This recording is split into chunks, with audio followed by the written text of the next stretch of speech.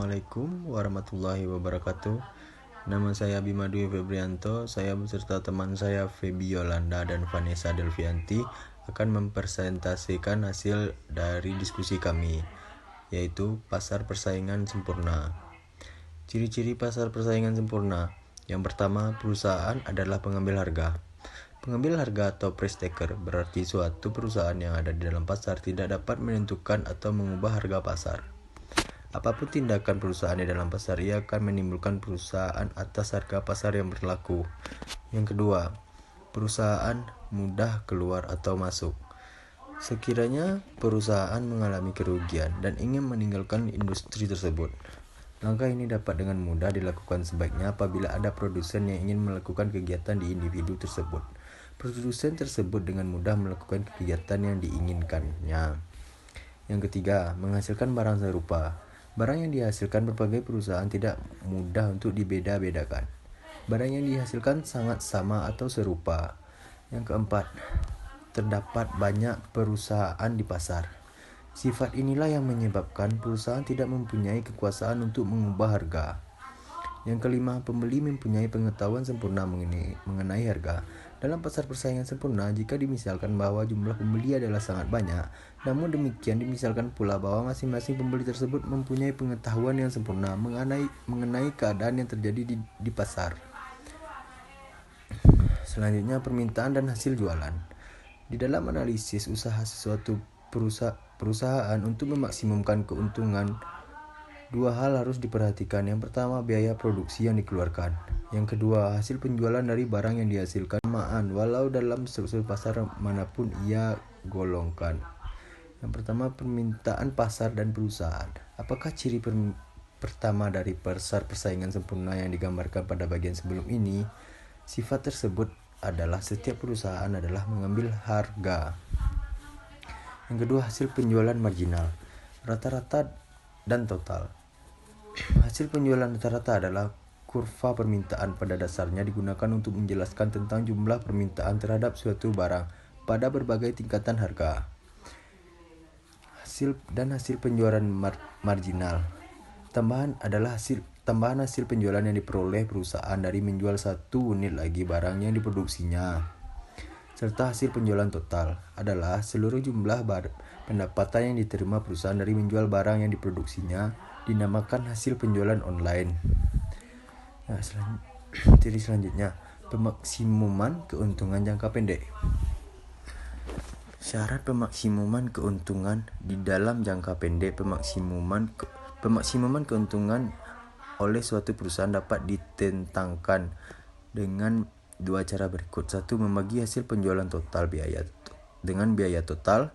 Dua, menunjukkan keadaan di mana hasil penjualan marginal sama dengan biaya marginal. Dan materi selanjutnya akan dilanjutkan oleh rekan saya, Vanessa Delvianti.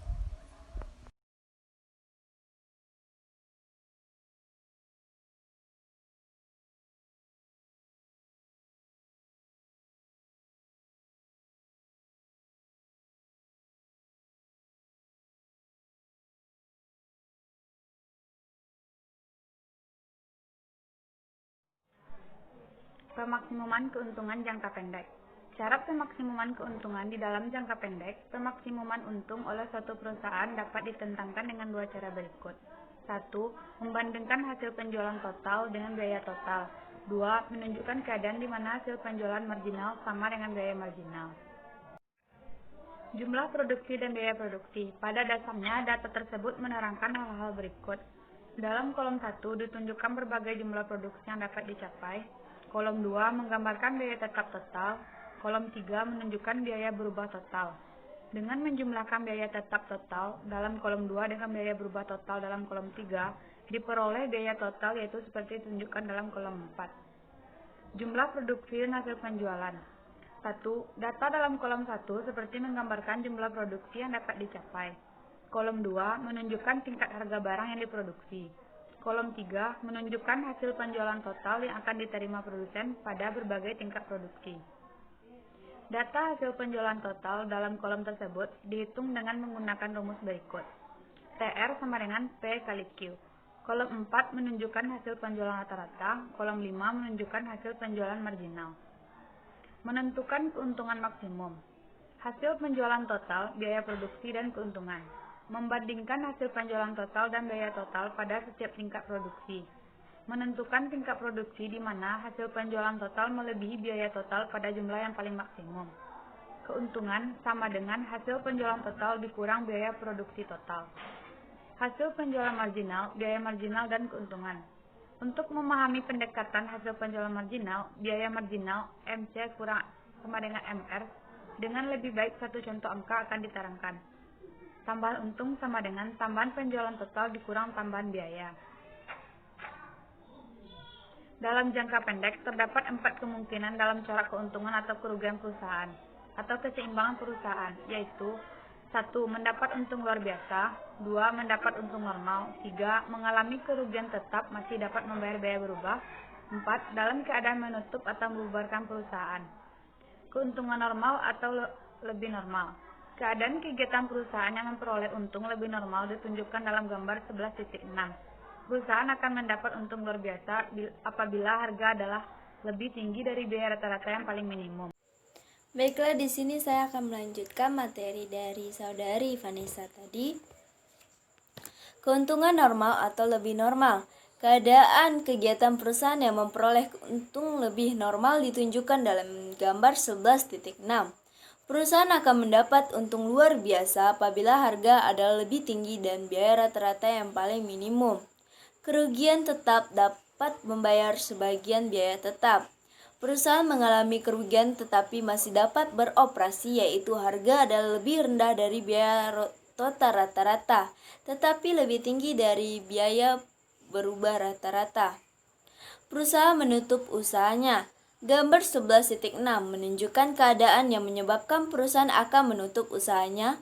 Keadaan yang seperti itu akan berlaku apabila hasil penjualan hanyalah sebesar atau kurang dari biaya berubah. Operasi perusahaan dan industri dalam jangka panjang. Analisis dalam bagian ini bertujuan untuk melihat bagaimana penyesuaian-penyesuaian yang berlaku menimbulkan perubahan dalam keadaan di pasar. Yang pertama, ada keadaan yang wujud apabila permintaannya bertambah. Yang kedua, ada keadaan yang wujud apabila permintaannya berkurang.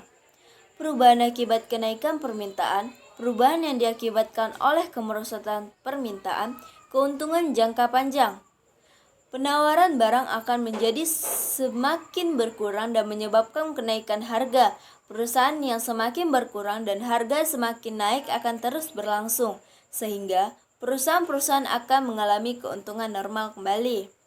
Kedua-dua keadaan di atas jelas menunjukkan bahwa dalam jangka panjang perusahaan-perusahaan dalam persaingan sempurna cenderung untuk memperoleh keuntungan normal saja. Industri biaya meningkat. Biaya produksi adalah tetap dalam jangka panjang kuranglah mendekati kenyataan yang sebenarnya wujud. Pada umumnya, di dalam jangka panjang perusahaan akan mengalami kenaikan biaya produksi. Industri biaya menurun. Berlakunya penurunan biaya produksi dalam sesuatu industri pada umumnya ditimbulkan oleh perbaikan di industri lain, misalnya industri A yang menghasilkan bahan mentah kepada industri tersebut. Kebaikan dan keburukan persaingan sempurna. Persaingan sempurna memaksimumkan efisiensi.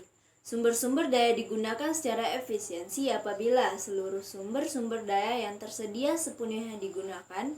Corak penggunaannya adalah sedemikian rupa sehingga tidak terdapat corak penggunaan yang lain yang akan dapat menambah kemakmuran masyarakat. Beberapa titik terhadap persaingan sempurna. Yang pertama, ada persaingan sempurna tidak mendorong inovasi. Yang kedua, persaingan sempurna ada kalanya menimbulkan biaya sosial. Yang ketiga, membatasi pilihan konsumen. Yang keempat, biaya produksi dalam persaingan sempurna mungkin lebih tinggi. Dan yang terakhir, distribusi pendapatan tidak selalu merata. Ya, itulah hasil dari presentasi kelompok kami, yaitu kelompok 6. Kalau ada teman-teman yang ingin bertanya, dipersilahkan. Assalamualaikum warahmatullahi wabarakatuh.